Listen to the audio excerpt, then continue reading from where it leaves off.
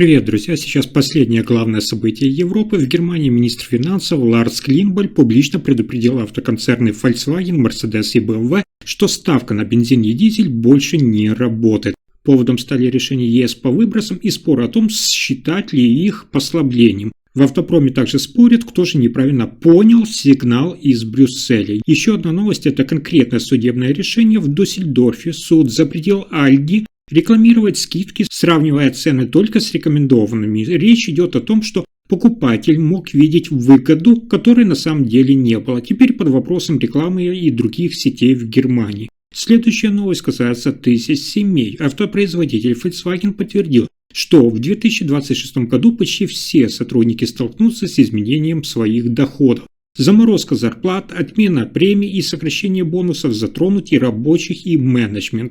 И напоследок, в Германии усиливается разногласие между бизнесом и государственными структурами. Промышленники напрямую ждут решения от канцлера Фридриха Мерца и критикуют курс ЕС. Отдельно упоминается позиция председателя Еврокомиссии Урсулы фон дер Ляйен и ее регуляторные требования. Обо всех этих последних событиях Германии коротко расскажу буквально за несколько минут.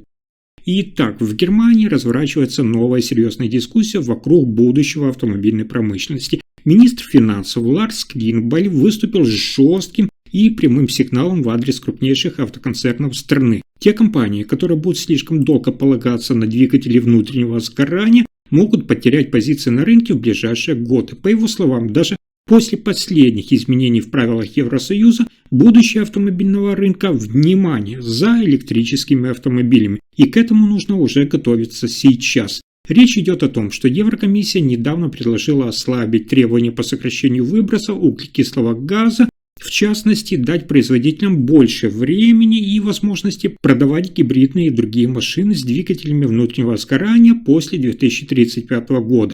Но Клинбаль предостерег, что если немецкие автогиганты будут думать, что это означает отсрочку перехода на электромобили, то через несколько лет они окажутся в сложной ситуации.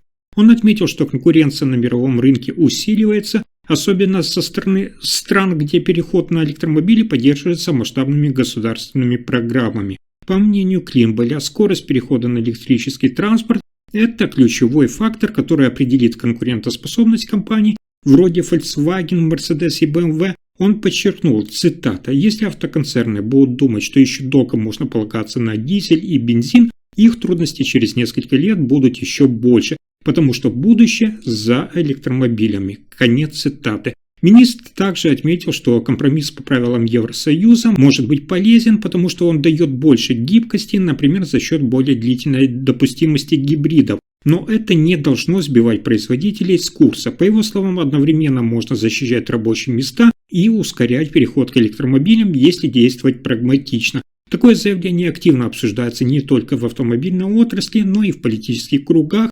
Германия давно считается одним из лидеров автомобильной индустрии, и позиция правительства в этом вопросе может определить, кто же будет формировать рынок в ближайшие десятилетия, традиционные европейские фирмы или быстрые конкуренты из Азии и Соединенных Штатов Америки.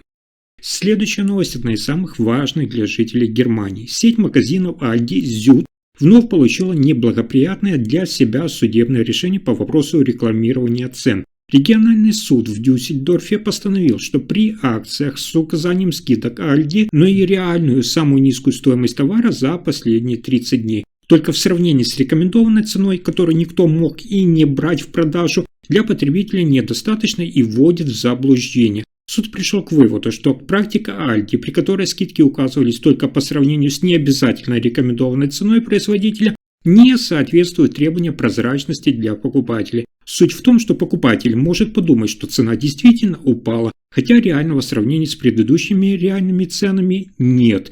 Решение не стало окончательным, так как Aldi еще может подать апелляцию в федеральный суд, и итог может изменить подход к тому, как супермаркеты и крупные ритейлеры рекламируют скидку. Истец по этому делу, Центр потребительской защиты земли Баден-Вюртемберга, давно борется с практикой маркетинговых скидок только на бумаге. По их мнению, сейчас многие ритейлеры в своих акциях сравнивают цены с надуманными или рекомендованными. а не с реальными предыдущими продажными ценами, что снижает доверие к заявленным скидкам со стороны покупателей. Это решение может иметь последствия не только для Aldi, но и для других крупных сетей, которые используют похожие практики в своих каталогах и рекламных листовках.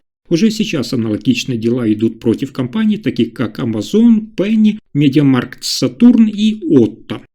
Следующая новость связана с обсуждением экономического курса Германии. В крупнейшем автомобильном концерне Германии Volkswagen в следующем году почти все сотрудники столкнутся с финансовыми потерями. От рабочих на заводах до руководителей. Компания объявила, что в рамках крупной программы экономии зарплаты будут заморожены или снижены, а дополнительные выплаты существенно урезаны. Речь идет о широкой корректировке системы оплаты труда, согласованной между руководством Volkswagen и профсоюзом IG Metall в рамках так называемого пакета реформ, который позволит избежать закрытия некоторых заводов и массовых увольнений. Теперь этот компромисс оборачивается именно сокращением зарплат и доходов сотрудников в 2026 году.